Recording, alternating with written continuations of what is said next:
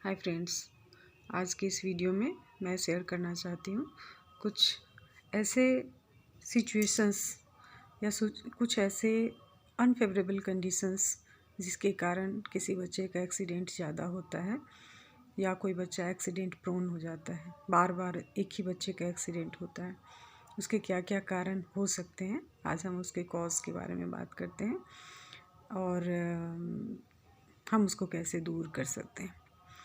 तो जो कारण है वह पेरेंट्स, बेबी और इन्वायरमेंट तीनों है। तो हम चर्चा करते हैं पहले बच्चे से कि जो बेबी है वह कैसे कारण है। यदि आपका बच्चा ब्राइट है तो जो ब्राइट बेबी है उसकी क्यूरियोसिटी या उसका अलर्टनेस ज़्यादा होता है किसी भी सिचुएशन के टुवर्ड। तो ऐसे स्थिति में इन्वायरमेंट में जो ही कुछ चेंज, कुछ नया, कुछ ऐसा ऑब्जेक्ट वो देखता है जो उसके लिए बिल्कुल नया है, तो वो उसकी तरफ अट्रैक्ट हो जाता है और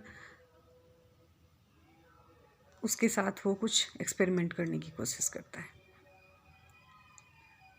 एक्सपेरिमेंट मीन्स लैब एक्सपेरिमेंट नहीं, एक्सपेरिमेंट मीन्स वो उसको टच करता है, उसको उठाता है, उसको पटकने की कोशिश करता है, उसको छूने की कोशिश करता है।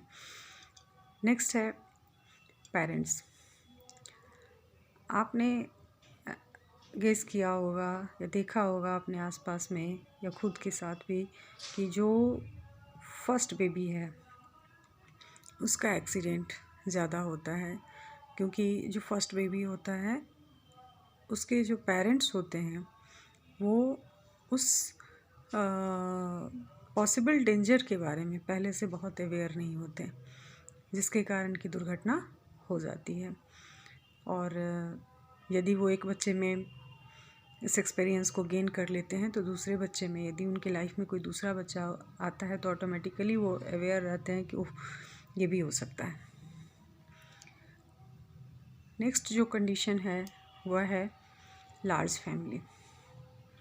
यदि किसी जगह पे लार्ज फैमिली है, it means member of family भी ज़्यादा होंगे। वहाँ क्या होता है कि डिपेंडेंसी होती है, कभी इस पे, कभी उस पे, कभी दूसरे पे। और जो पेरेंट्स हैं वो खुद से बच्चे का सुपरविज़न नहीं कर पाते और ना ही उस सुपरविज़न को गाइड कर पाते हैं।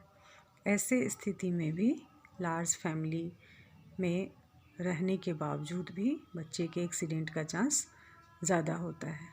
ऐसा तब भी हो जाता है जब वो किसी के आसपास होता है, क्योंकि हर व्यक्ति एनी टाइम अलर्ट नहीं रहता। ऐसे तो अलर्ट रहता ही है, बट हो सकता है कि उसका ध्यान बढ़ जाए, हो सकता है वो कहीं और इंगेज हो जाए, तो ऐसी स्थिति में वो बच्चों का केयर नहीं कर पाता है। नेक्स्ट है कि यदि बच्चा यंग और अनएक्सपीरियंस्ड केयरटेकर के पास पहुंच गया, यदि उसकी देखभाल करने वाला व्यक्ति भी उस समय छोटी उम्र का है, जिसके पास एक्सपीरियंस नहीं है, वो उसकी सेफ्टी की कैसे व्यवस्था करेगा।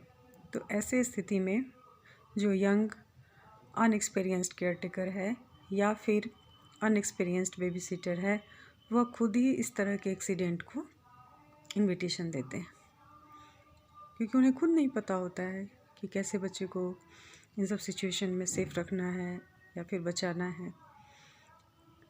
नेक्स्ट है कि आपका जो एटमॉस्फेयर है या आपके घर का जो एटमॉस्फेयर है वो बेबी प्रूफ नहीं है।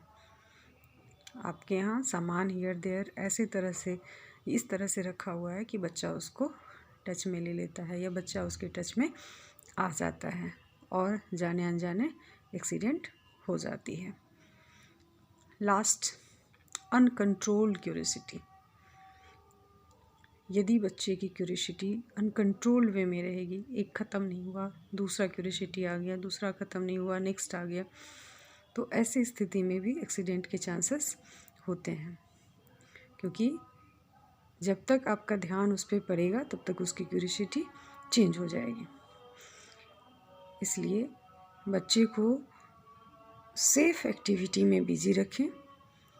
यदि बच्चा सेफ़ एक्टिविटी में बिज़ी है तो उसके एक्सीडेंट के चांसेस बहुत हद तक कम हो जाते हैं। बिल्कुल ख़त्म तो नहीं हो जाते, लेकिन कम हो जाते हैं और बच्चा सेफ़ भी रहता है, सिक्योर भी रहता है। और एज ए पेरेंट्स आपकी ड्यूटी है कि आप अपने बच्चे को अपने सुपरविज़न में रखें। यदि किसी दूसरे के पास आप उसको छोड़ते हैं तो उस दूसरे व्यक्ति की एक्टिविटी और उस बच्चे की एक्टिविटी की भी जानकारी आपको रखनी होगी, नहीं तो ऐसी स्थिति में भी आपका बच्चा सेफ नहीं हो सकता है। So be aware, be safe. Thank you.